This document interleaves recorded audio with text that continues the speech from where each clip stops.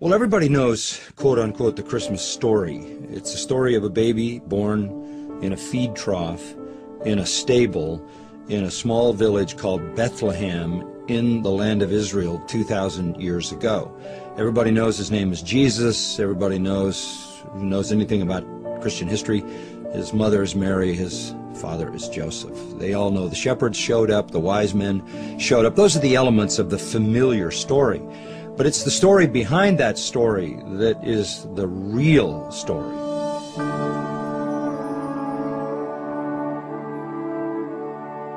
God, the creator of the universe, creates man, creates him without sin, puts him in a perfect environment in the garden. Man, meaning Adam and Eve, disobey God, fall into sin, catapult the whole human race into a cursed condition where everyone in the world is a sinner.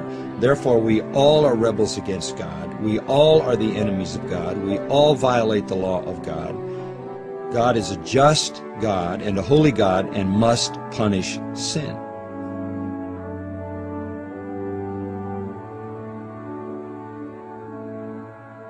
God can either punish all sinners for their sin, and that would send all sinners to hell forever to pay really the unpayable penalty for their sin against him, or God can provide a substitute to bear the punishment for their sin. And God, out of love for sinners, deems that he will send his Son, God the Son, the second member of the Trinity, God the Father, God the Son, and God the Spirit, that the second member of the Trinity will become a man. And for the purpose of dying for men. He had to be a man in order to die for men. He had to be God also in order to bear infinite punishment in a brief moment of time.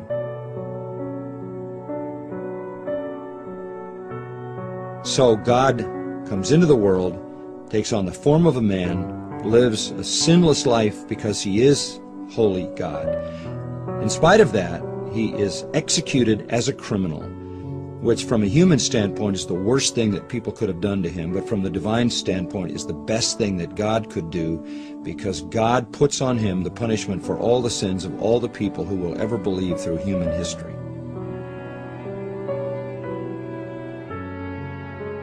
God punishes Christ, who bears the total punishment for all who would believe through all of human history, which if each were to bear would take forever and they would never be able to pay it back. That's why hell is forever.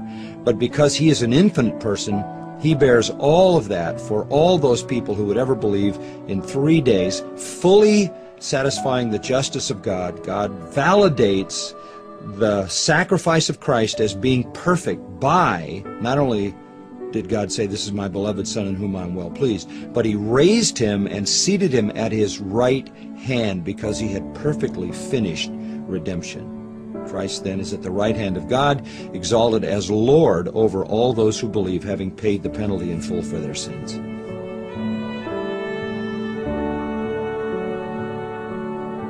And that's the real story of Christmas. Not the shepherds and the wise men and the manger and the stable and 2 people and a little baby. That's on the surface. The real story is the story of a loving God and his divine redemption of sinners.